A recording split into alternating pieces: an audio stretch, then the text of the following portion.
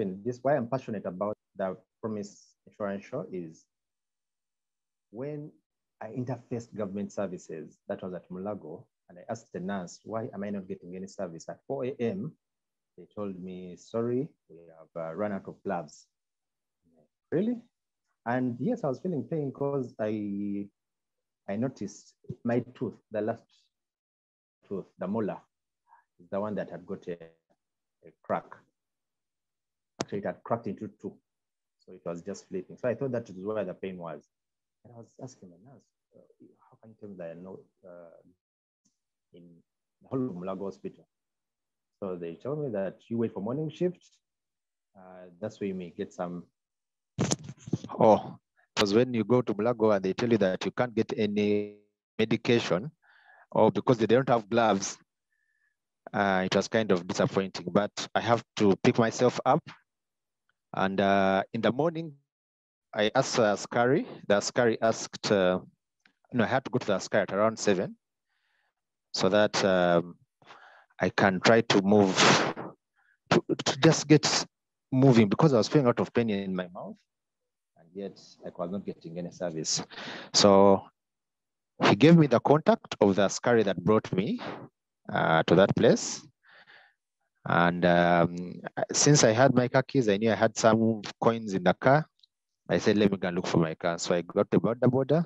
I paid him with the coins that was there, but I found some policemen at the car at MTN Arena, Chipande, just the cricket oval. It's where the show was.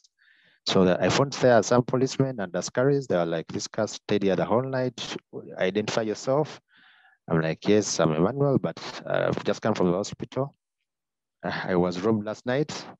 They were like, you don't have any ID on you. Just give us a number of someone who can identify you. I gave them my brother's number, Edmond. Edmond came and picked me up in like 1 hour's time. And they told me come back for come back the following day, which was a Monday, because I recovered on Sunday. On Monday, I had to go back. Of course, I went for some, they put me on painkillers, but the painkillers did not work so much. But I had to go back on Monday to make a police statement, to go and see the police surgeon. The police surgeon also looked at me. He was like, if you are very fine, it is just trauma, you will be fine. I was like, okay. But the truth of the matter is I was actually feeling worse off, because the painkillers they were giving me were supposed to help me sleep, but I could not sleep. For about 4 days, I was not able to sleep. Even when they put me on morphine on the third day, morphine is like the highest steroid out there. It also made me fail to recover or get sleep. So the pain was unbearable. And I would collapse during daytimes when I was at work, because I tried to go back to work and, try to make ends meet. And also, since they had stolen everything in my wallet, my medical insurance I had just taken out, I could not easily access the services. But when on the fourth day, when the doctor realized that I was not responding to all the painkillers, he had to send me to look for a CT scan wherever I would find it. So we went to about 3 centers. We went to Zambia. We called in Zambia. Zambia didn't have. Their machine was down. We went to Rubaga Hospital. Their service was also down. We went to Mengo, the same story. Novik, same story. So they told us the only option was either Nakasero Hospital or Case Clinic. I opted for Case Clinic because the cost of the CT scan was 350,000, was half the cost of what was at Nakasero Hospital. The whole story short, when they saw the scan, the doctor who had admitted me at Case Hospital, okay, he's the one who sent me to go and do the CT scan, because he has to. That's where he first start and make the payments. But by the time the result came back after 30 minutes, he was like, first sit on the side. We are going to call a specialist, a neurosurgeon, because your situation looks very complicated. And I think I'm about now set on the presentation. You'll be able to see some of my journey, how I was in the hospital. And the whole story short, I had 2 blood clots in the head. And it took me the surgery took me about 8 hours. I had a doctor called Dr. Hussein Senyonjo, who did a surgery on the head. They had to shave off my head. Well, I found myself in ICU, a very cold place, a very cold experience. I had neighbors who were crying for life.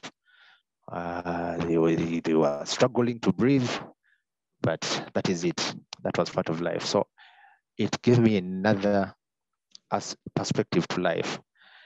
And I was like, if I'm God, my only prayer was, God, if I can go through this, I have to change the way I'm doing business. So I spent about 2 days in ICU. Then I was transferred to another private ward. I spent 1 month in the hospital. So by the time I came out, first of all, midway, because I was admitted, I did a surgery on 13th of March. Then about 5 days later, we got a COVID patient in Uganda, the first at that time. And then there was a lockdown. By the time I got discharged, there was also a lot of kavuyo in town. You could not easily move, even if you have your papers, medical papers. So 2020 was a rough year for me. So 2021, when I went back to work, I went back on my feet. I was like, God, let me start something just to sensitize people. Because if me as an insurer, I have not really appreciated insurance that much, I'm sure there are so many other people who don't understand, and we need to sensitize to them to understand this kind of service.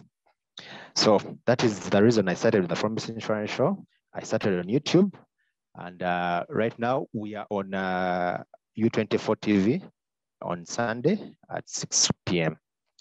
So that is a brief. And now, as I am setting up, that's my story. When you see, I don't know if this phone is very clear, but if you see this scar, that is a huge scar actually on my head. The head became a little bit disgruntled. Yeah, but that is my story for why I did the insurance promise show, but also to reach out to all the stakeholders, because our insurance penetration, as they mentioned, is actually less than 1%, not 2% of GDP. When you talk about that, that means out of the whole GDP collections and all that, we are the ones who contribute the least. Why? People have not trusted us. And so this program was started to really sensitize, to reach out to the stakeholders. I've done an interview with the Agriculture Consortium to help people understand agriculture insurance. It's a new aspect of insurance, and it's quite interesting. We have done with IRA. And now my presentation is about to start. I want to set up on the laptop. I'm just requesting, in case you have any expectations of this presentation, just post them and any questions so that I use my laptop now to respond to that. Please allow me to pause here as you can ask any other questions. Ronald, over to you. Thank you.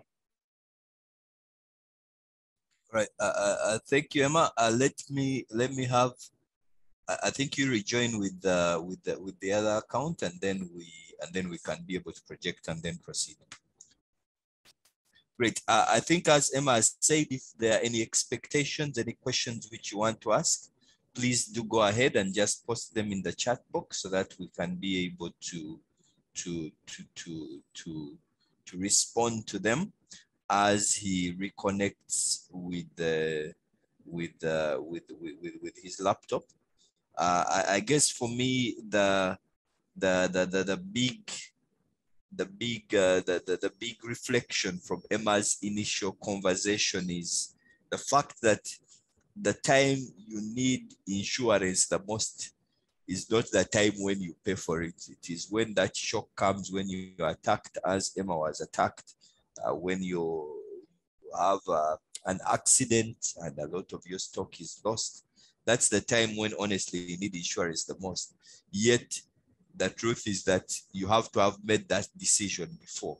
And as Emma has said, with a penetration of just about 1%, it is only fair for us to reflect on it as business people and ask ourselves, have we covered for the possible risks that could come to our businesses, especially given that some of these risks can wipe us out, some of these risks can even take our life. So that is really the conversation which we want to have and see how we can be able to push it further. I'm trying to look for your other account, Emma, so that we put it up and then we can be able to restart with your presentation. We have seen a couple of comments here.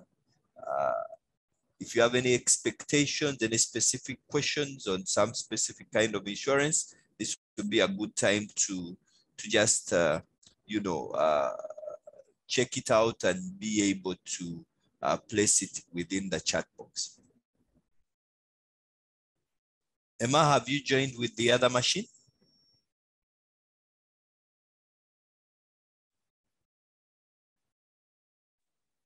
Yes, I'm logging in using this other email. Just a minute. Okay. All right, no worries. Let's log in and then we can be able to get onto it once again. Yeah, I've seen with us, we have Jackson Mwebaze. Mwebaze is the CEO of Uganda Royal Emergency Care Team. Jackson, thank you so much for joining. I think people from Uganda, people from Shema, people from Barara, you may be able to use his services.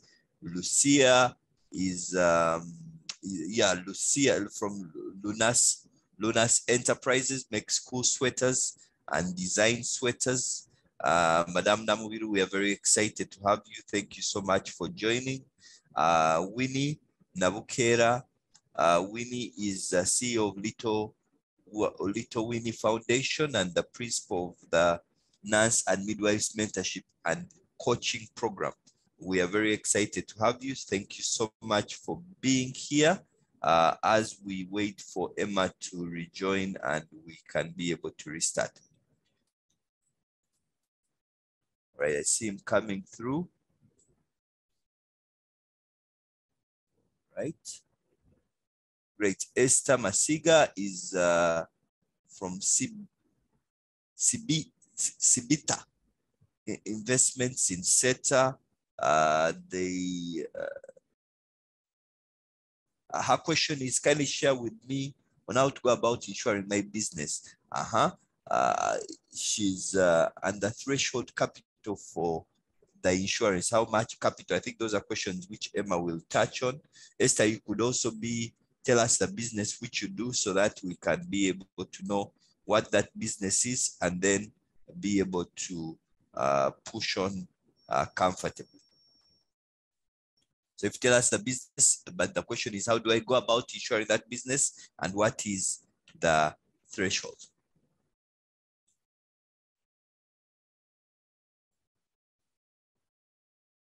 All right. Emma, are you set now? I don't know if this other one has also joined. What names is it? It's also in my names, but using the Britain email. Okay, let me ask our technical team to pick it up and see if we can see it. Possibly you could, in the meantime, respond to a couple of questions. I think Emma, we have seen it, so you can be able to project your presentation now.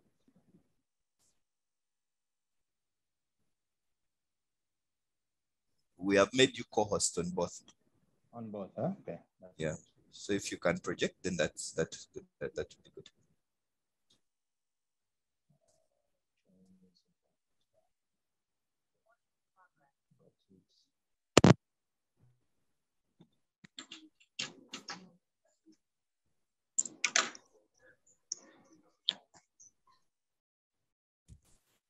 Let me test with this one.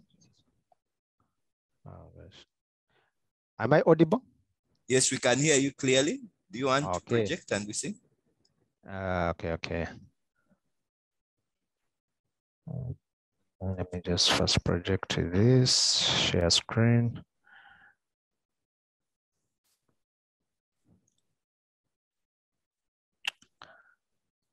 All right, we're good to go. So please.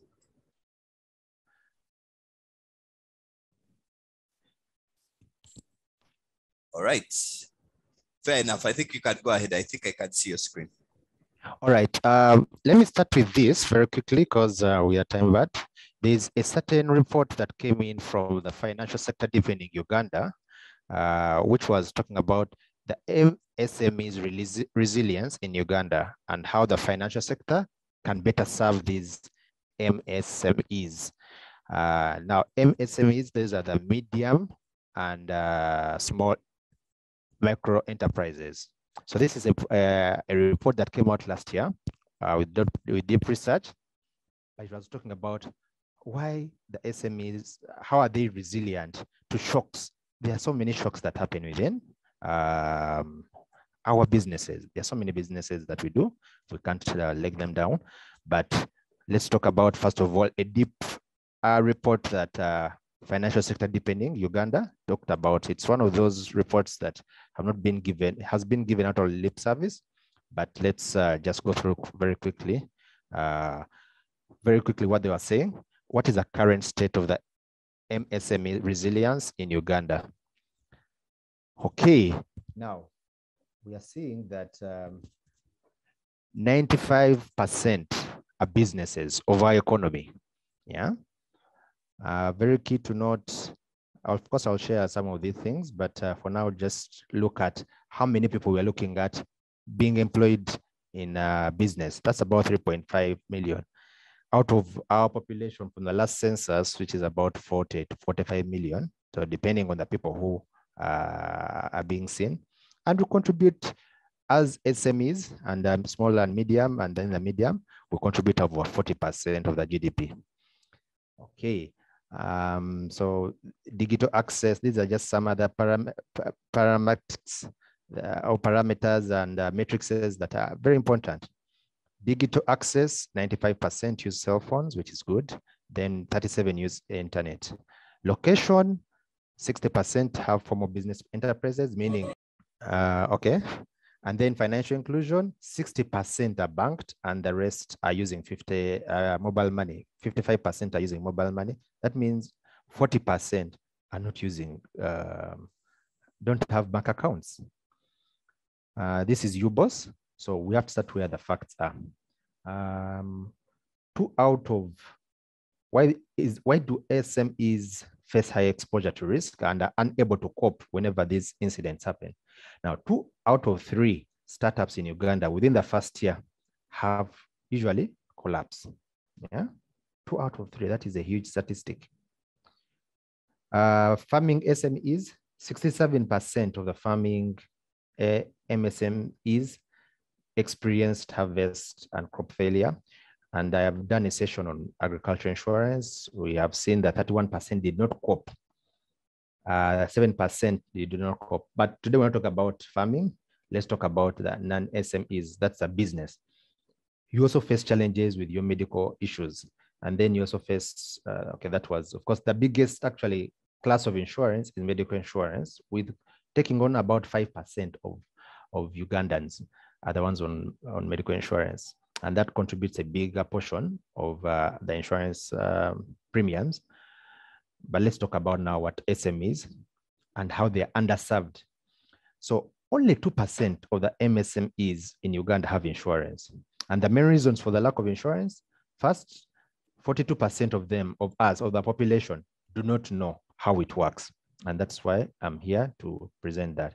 Then there are 24% don't know the benefits. 19% can't afford. So that's a small percentage. That means, well, it's not so small, but that means 81% would be able to afford it if you see how much it's computed. Then 9% just don't know how to get it. Okay. Then insurers also face a challenge in serving SMEs. First of all, there's high exposure. We fear. Sometimes we believe there is also lack of information. There are rapid changing risk management needs, lack of awareness, and of course, awareness itself. When I started my own sensitization, I realized the challenge why many insurance companies don't want to go into awareness. It's quite expensive. Every media outlet you use, whether phone, whether internet, whether radio, whether TV, all these things require a lot of money and investment. Just for a show on NBS for 30 minutes, you need about 15 million shillings to sensitize. Yet on, of course, YouTube, you have to put in the cost of production. That is also quite hefty, but it's for free, relatively free on YouTube. It's just that people will tell you, I don't have enough data to download to watch something for 30 minutes. But when it is Lugambo time, they are very easy to go into that. Then insurers also lack knowledge about MSMEs. Those are the small, medium enterprises. We're not done enough research. We're not done. And then there's also difficult to reach. Insurers must find new ways of aggregating the regulatory barriers. Our regulator, there are so many restrictions from IRA, much as let me tell you, there has been a great improvement, and especially when they have allowed us to utilize technology, to utilize other partners like banks and all that. The distribution channels are improving. That means there's something that we are doing to improve that. Okay, let me not go into this so much. I think I wanted to, this is not so much into ours. So anyway, this is a brief. Now let me share the presentation. What is the solution and where I came from to inspire people to start taking on this kind of insurances. The business is called, the package that we have, what I want to introduce is now the enterprise insurance. So let me just stop sharing this and then I bring on this other presentation. Thank you. Okay. Am I audible?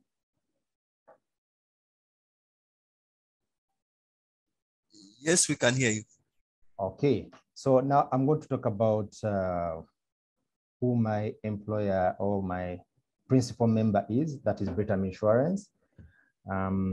Not that I'm marketing so much, but of course, this is a company that I've found to be responsive. It has technology that embraces engagement with the clients very quickly. Claim settlement record is quite good. And they also came up, they had the audacity to start this package called the Britam Enterprise Package, which I want to go through. But you see, before going through the package itself, you need to know who is the partner you're going to work with. How stable is that company? How strong is it? How solid is it? And before you choose any insurance company, you have to be, not that I'm giving Kalango, and they will have to pay for it anyway, but you have to know the stability of an insurance company. You need to know the reserves. You need to know all that. So what is Britam Uganda? Our snapshot. Let me just show you what it is. It is, okay, this is our main office in Kenya, Nairobi. And these are the towers, the longest tower in I think the second tallest tower now in Africa, but the tallest in Kenya is the Britam Tower. And as of market capitalization, as of 2019, December, it was the largest in Eastern Central region in Africa, with a market capitalization of 851 billion. And it has the widest, has one of the widest footprints in Eastern and Central Africa, with operations in Uganda, Kenya, South Sudan, Rwanda, Tanzania, Malawi, Mozambique. It has an excess of 4.6 trillion Uganda shillings. Some of our shareholding, that is Africa Invest. It's a Europe-based investment consortium comprising of the German Investment Development Corporation, DEG, the Netherlands Development Company, Propaco, French Development Agency. But we also have Swiss Re, it's the second biggest reinsurance company. And when you talk about reinsurance, as insurers, we have to have what we call reinsurers. We have to insure our own risks as well. Okay, they are insurers of insurers. Yes, so that the reinsurers we have at Britain. And IFC, that is the investment fund or investment arm of the World Bank. It's also investing in us. There's Equity Bank and then Housing Finance Group.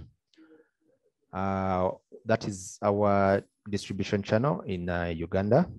We have our head office in Nakasero, where I'm currently working right now, where I am right now, presenting from. We have satellite offices at Ham Towers, Makerere, Ntinda, Freedom City, Eastern Uganda, in Jinja, Mbale. We have in Northern Uganda, we have Arua, Lira, and Gulu. And in Western Uganda, Mbarara at Amazon Building. And then we have a special partnership with all Shell petrol stations for the third-party outlets. Okay, these are so many. Let me not go so much into the details. I want to go straight. Okay, these are some of the projects we have done as Britam. We are very proud to be the insurers of the Uganda Airlines that has been very notorious for the 87 million saga for the CEO, but I won't talk about that. For us, we're just insuring your aerial airline. We're insuring the Jinjanal Bridge, the tallest, and we're the ones who repaired the dents that were there in the first year of its construction. There are so many other projects we have done. Let me go into all that. I want to go now straight. Why? Okay, these are some other partners we have, but we need to go into. Now, allow me to start here, because now I looked to what I can use in a daily man's business person, and I related it to a book and a movie I've watched and I'm very passionate about, just to give you a hindsight of what happened in the United States in the 80s, in 1989, 87 to 89. I was actually born a few years earlier there in 85, but this guy lived my life. Okay, lived a life that many of us are living right now as business entrepreneurs, as hustlers, I should say, as parenting issues. I took inspiration from this. So before I go into the nitty-gritties, let me just allow me to go through the lessons I picked up in this movie. So we know it was acted by Will Smith and his son, Jaden Smith.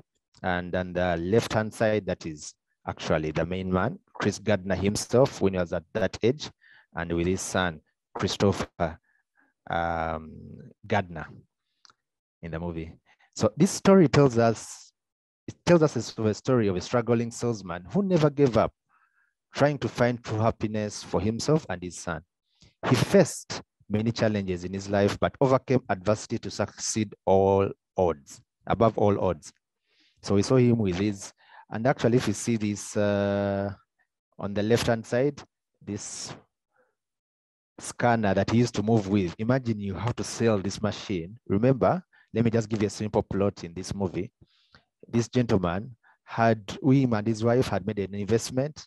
They had just come out of school. They were all excited. They had made an investment to buy these machines in 87. And technology just changed abruptly, just as after they had bought them. And they were obsolete. So many hospitals that were supposed to buy them did not buy them. But he already had that stock, and the child is there. Actually, the wife, of course, got the wife left him. The things happen in business when monies have reduced, business environment changes, and you have shocks. Actually, it was a shock. There are major shocks that happened to him, but he has to take this child to a daycare center. A daycare center was just watching TV. So many things happened. And then this other scene was very iconic, because here someone had stolen his last scanner that he was going to get about $2,500 to help him cover at least 4 months rent and other necessities. And at this point, he was also going for an interview to do his job opening for a stock brokerage firm, which was also like it's also like a salesman position, but only that you're a financial person, you need a lot of training to do computations and all that. Now, another lesson that I learned, I took out of this movie is perseverance is key to success. And as any business person, an SME, you have to find a formula and persevere. Now, this perseverance in this movie is depicted in this, what they call a Rubik's Cube. I don't know if any of you has played this thing. I usually challenge it with my children. It is a hard thing, but in this movie, Chris Gardner had really cracked it, you know, and it actually helped him pursue an audience with his bosses who are very hard to get. And I'm sure there's some of our clients who are also hard to get until you crack something they have found impossible. That I can't explain it further than that. And if you watch that movie and put it in your, relate it to your own life, then setbacks are also part of life. Now, this guy talked about the Declaration of Independence, where he said, I started thinking about Thomas Jefferson, the former United States president, and the Declaration of Independence, and the part about our right to life, liberty, and the pursuit of happiness. And I remember thinking, how did he know to put the pursuit part in there? That maybe happiness is something we can only pursue, and maybe we can actually never have it. So happiness in any aspect of life, whether business, is hard to gain because there are so many setbacks and you have to overcome them. So that brings me also to one of the last slides. Always have a sense of humor, no matter the situation you're in. And there are so many situations. And this particular scene, we watch, these guys had become homeless. They had been chased out of their home because they could not afford rent. This guy had to practice for his exam. He had not sold his machine. He had just recovered from a Japanese guy who had stolen it.